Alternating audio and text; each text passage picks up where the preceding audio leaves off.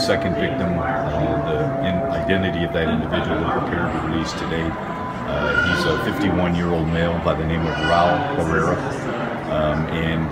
What we do know about the incident as it occurred yesterday, based on some witness statements, we know that the suspect, Manuel Garcia in this case, had approached the victims while they were seated in the car. His wife was seated in the driver's seat. Raul Herrera was seated in the passenger seat. He walked up and shot her, what we believe to be first.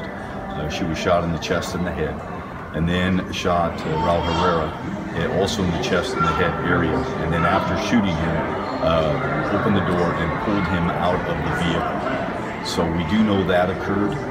We do not know very much more about the relationship between the two, although we understand that there was a recent relationship that was formed between those two individuals that are deceased. And it's unfortunate. We also know that Raul Herrera has some history. We're familiar with that history.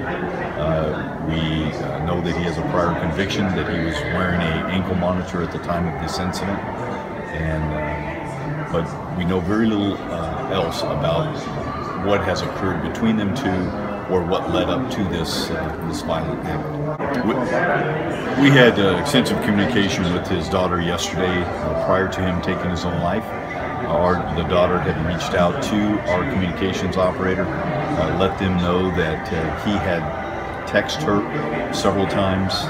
He was offering his goodbyes, told her that he had just killed her mother, and that he was at the house there at 310 West California and was going to shoot himself. He also was in a state of mind to be able to tell her where some of his personal property was, including some property in Mexico that he wanted her to have possession of. So it's, again, a tragic incident that occurred on the Lord's Day in a place that would otherwise be considered sacred, a church parking lot.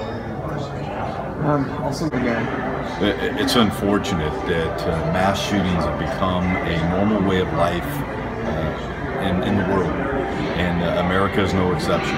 What we saw yesterday in Texas, where that many people were in a congregation worshiping, and someone enters into that sanctuary, a place that is considered to be sacred, and begins firing at people randomly and taking that many lives.